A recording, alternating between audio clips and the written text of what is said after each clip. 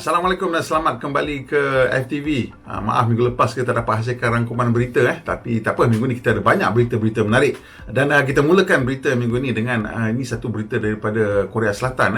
Peliknya berita ni daripada Korea Selatan, bukan daripada US ataupun bukan daripada Jepun. Ini berita mengenai Tesla akan bekerjasama dengan Toyota. Menurut laporan daripada portal Korea Selatan ini, ia mengatakan bahawa Tesla mungkin akan bekerjasama dengan Toyota bagi menghasilkan kereta lebih mampu milik. Dan kemudian dikatakan Toyota akan menghasilkan kereta dan platform, dan Tesla akan menghasilkan mungkin teknologi dan juga mungkin software.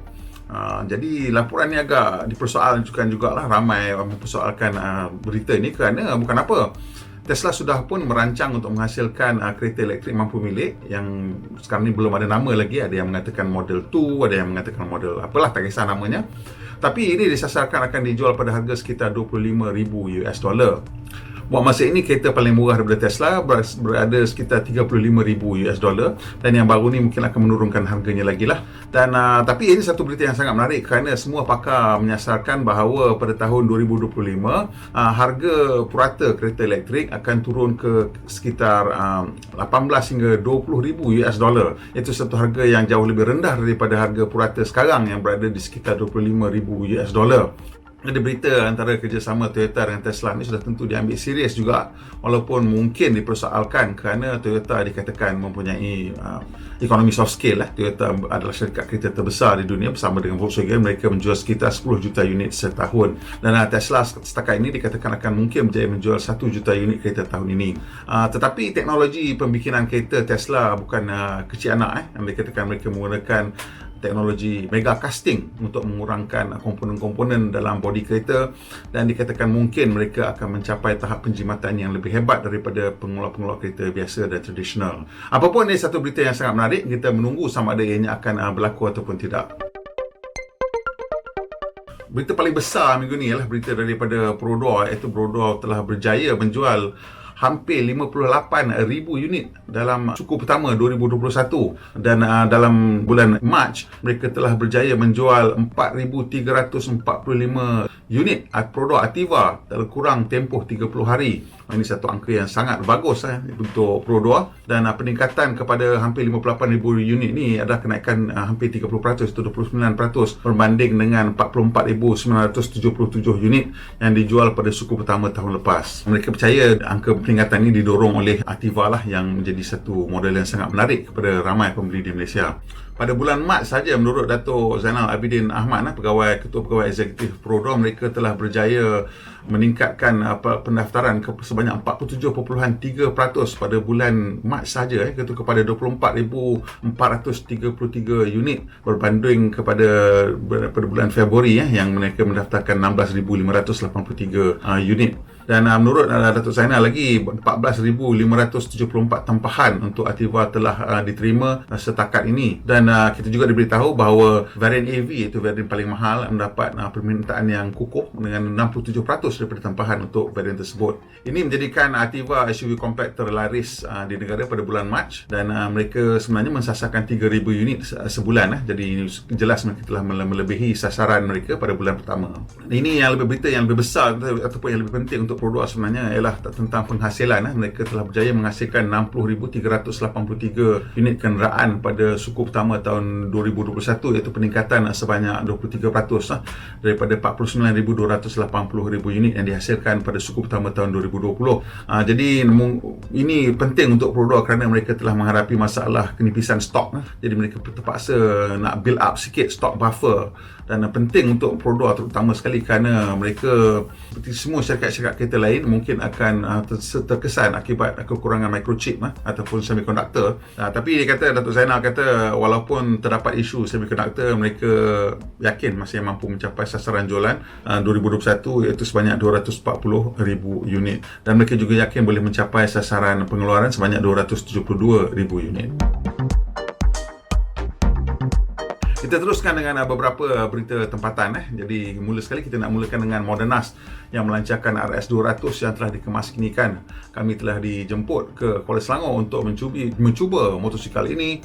di litar Lumba Rakyat di Stadium Kuala Selangor, dan kami mendapati ianya sebuah motosikal yang sangat menarik pada harga yang ditawarkan, iaitu di bawah RM10,000 dengan enjin kapasiti 200cc yang menjana lebih kurang 25 kuasa kuda, dan dikatakan motor ini juga sangat menjimatkan kerana menggunakan teknologi 3 spark plug, dan ianya dikatakan boleh ditunggang sejauh mungkin 800 km jika diisi penuh, iaitu tangki sebanyak 13 liter tersebut. Dan motosikal ini juga bukan motosikal underbone, jadi ia menggunakan perimeter frame, dan perimeter frame ini menghasilkan satu chassis yang kukuh dan membolehkan ianya agak lincah untuk dipandu di litar. Kami diberi peluang memandu dan menunggangnya di litar sekitar setengah jam, dan ianya memang terbukti ianya sebuah motosikal yang mampu ditunggang dengan secara agresif, sambil mempunyai ciri-ciri keselamatan yang bagus seperti brake ABS satu channel untuk roda depan, membolehkan kita untuk membrake agak agresif sebelum masuk ke dalam selekor. Apapun, kami rasa warna baru daripada Modernas ini lebih menarik daripada warna sebelum ini, kerana sebelum ini warnanya agak malam. Ini merah dan putih ni agak menarik sikit, yang kelabu tu nampak lebih kurang macam yang lama lah. Jadi apapun, kalau awak berminat, tolong pergi ke bilik pameran Modernas lah, kerana motosikal ni dikatakan sekarang sudah mempunyai minatnya agak kukuh juga. Ni Toyota Gazoo Racing ni mereka melakukan acara Gazoo Racing pusingan pertama musim keempat. Jadi Gazoo Racing dah masuk musim keempat, dan apa yang menariknya tentang Gazoo Racing ni ialah kali ini mereka telah berjaya mencapai 2 juta penonton secara maya. Jadi disebabkan pandemik yang sedang berlangsung, mereka tidak dapat mengadakan acara ini secara live ataupun penonton tidak dapat datang ke Sepang Circuit. Jadi untuk musim keempat ini semua perlumbaan akan dilakukan di litar Sepang untuk memudahkan pengurusan, dan kerana di situ ruang banyak, dan kalau nak buat penjarakan sosial atau penjarakan vehicle pun senang. Jadi apa yang berlaku ialah 2 juta views telah dapat dicapai untuk Gazoo Racing sepanjang hujung minggu. Ini satu angka yang sangat memberangsangkan untuk Toyota, kerana maklumlah kalau kita nak aturkan 2 juta orang datang ke Sepang pun agak sukar, dan mendapat 2 juta view maksudnya berapa orang sebenarnya tengok kita tak faham, tapi kalau katalah 10% lah ialah orang yang ulang-ulang balik datang, maksudnya still ada 200,000 orang tengok. Jadi ini satu angka yang sangat besar untuk Toyota, dan sudah tentu ini akan memberikan mereka lebih semangat untuk meneruskan dengan acara Gazoo Racing. Masa yang sama kami diberi peluang untuk memandu GR Yaris di situ. Jadi itu seronok jugalah. Jadi Gazoo Racing ni mempunyai pelbagai kategori, ada 3 kategori sebenarnya. Yang pertama ialah celebrity, yang kedua sporting, dan ketiga super sporting. Dan untuk tahun ini ditambahkan satu lagi rookie, iaitu pemandu-pemandu muda yang dipilih daripada e-sports. Mereka ni biasa bawa video game aja, dan juga ada jugalah yang membawa go-kart semua, tapi inilah pemandu-pemandu muda sekitar umur 16 tahun. Kalau awak nak tengok, tunggu pusingan seterusnya. Saya tak pasti, mungkin dalam 2 bulan lagi kita boleh tengok lagi sekali di Sepang. Nampaknya kali ni kita nak kena pergi tengok betul-betul di Sepang lah, pasal media boleh datang ke sana buat liputan, nak tengok live lah, pasal nampaknya Sepang menghasilkan perlumbaan yang sangat menarik dalam Gazoo Racing. Sebelum ni Gazoo Racing di litar bandar dalam urban track, sudah selalunya pakai concrete barrier, shock sangatlah. Ini Sepang nampak macam best. Ini daripada Volkswagen pula.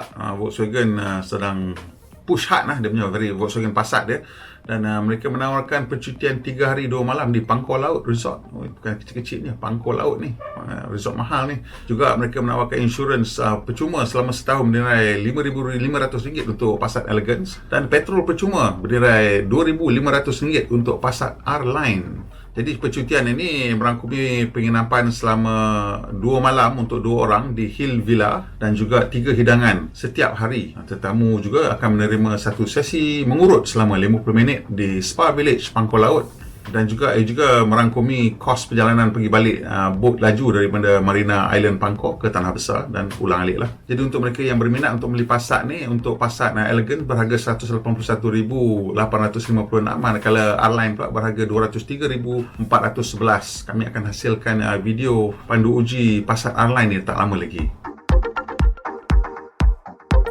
Ini satu berita menarik daripada Porsche Asia Pacific dan Shell. mereka telah membuat pengumuman bahawa mereka akan bekerjasama untuk implementasi high performance EV charging network di seluruh Asia Tenggara.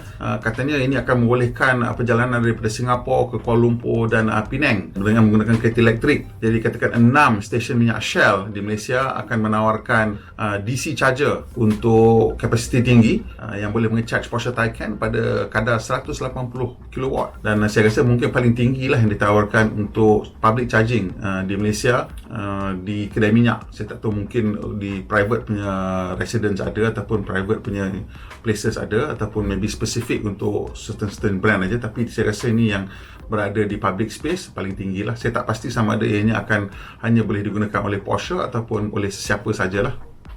Jadi menurut siaran akhbar mereka akan menggunakan CCS Type 2 charging. Ini membolehkan kenderaan dichargekan pada maksimum 180 kW lah. Tapi kalau ada dua kenderaan sekali, mereka boleh mengecharge 90 lah, pasal dia akan pecahkan lah. Seterusnya kita sambung dengan berita follow up lah. Ini cerita Dieselgate. Jadi Dieselgate ni dah lama drag on untuk Volkswagen, dan akhirnya lah mereka telah membuat keputusan salah siapa benda ni, dan akhirnya Volkswagen punya supervisory board telah mengatakan bahawa kesalahan ini telah terletak pada meja bekas bos Volkswagen dan Audi, iaitu Profesor Martin Winterkorn dan Rupert Stadler. Mereka buat siasatan lama, dan dikatakan Profesor Winterkorn dan Rupert Stadler telah gagal lah dalam dia punya tugas untuk memberitahu board ataupun memastikan tidak ada benda-benda yang tidak legal lah, tidak menepati undang-undang dimasukkan ke dalam produk-produk mereka. Manakala Rupert Stadler pula dikatakan tidak gagal untuk memeriksa apa yang telah dimasukkan ke dalam kereta yang digunakan oleh Audi dan juga Porsche. Tutup buku. Orang lain tak ada salah, dia orang dah dapati mereka berdua ni jelas salah.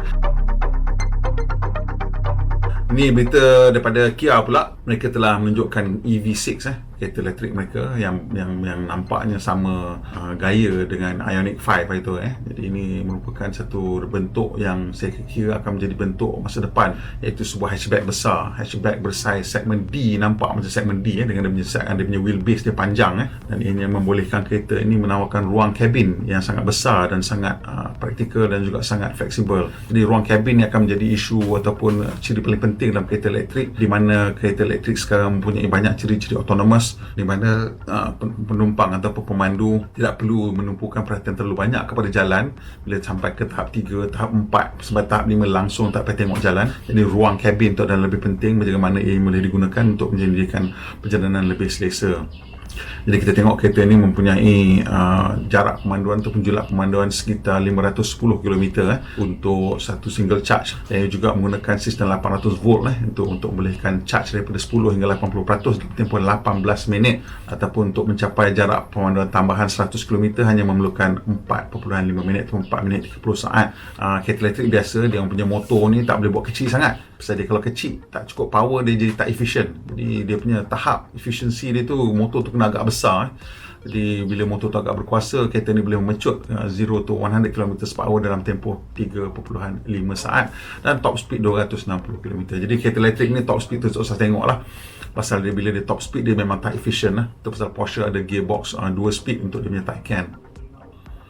Dan sekarang ni sistem ni untuk EV6 ni, Kia kata ianya datang dengan Highway Driving Assist 2 level 2 dan remote smart parking assist.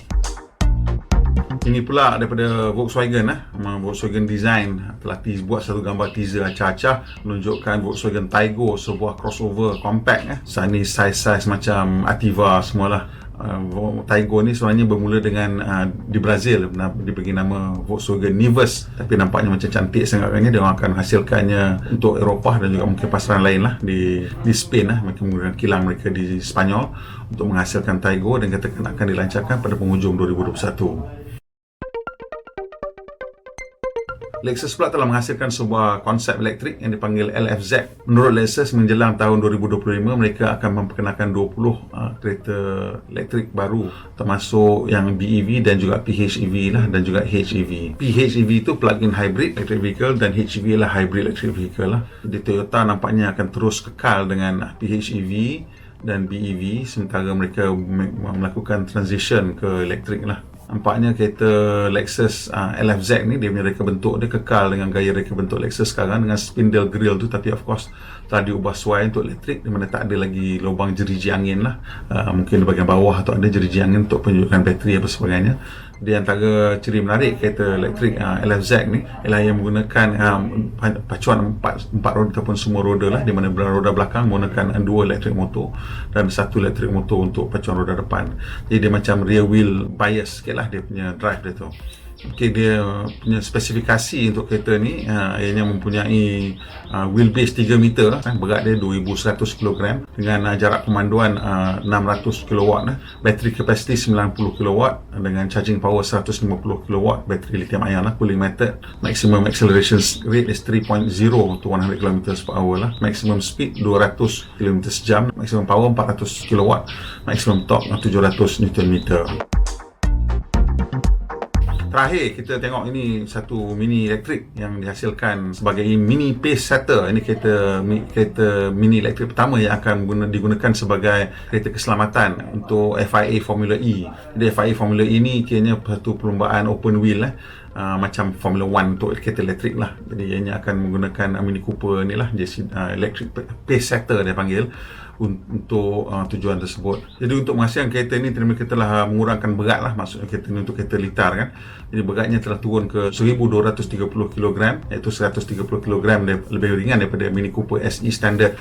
Drive system juga gunakan sistem yang similar dengan Cooper SE, menghasilkan 135 kW dan 280 Nm dan boleh memecut ke 100 km/jam dalam tempoh 6.7 saat. Kereta ni menggunakan single speed transmission dan membolehkan ia memecut daripada 80 ke 120 km/jam dalam tempoh 4.3 saat. Tak ada maklumat tentang bateri kapasiti dan lain-lain benda itulah. Itu saja yang ada. Okey, sampai situ saja berita kita minggu ini. Kalau awak dah tengok sampai habis, saya ucapkan terima kasih banyak-banyak. Kalau suka, tekan butang like dan kongsikan dengan kawan-kawan kalau ada manfaat, dan juga kalau boleh tolong subscribe. Kalau dah subscribe, tekan butang lonceng untuk dapat makluman terkini bila kita mau naik video terbaru. Pemandu Malaysia, pemandu Berhemah. Kita jumpa lagi, insya-Allah.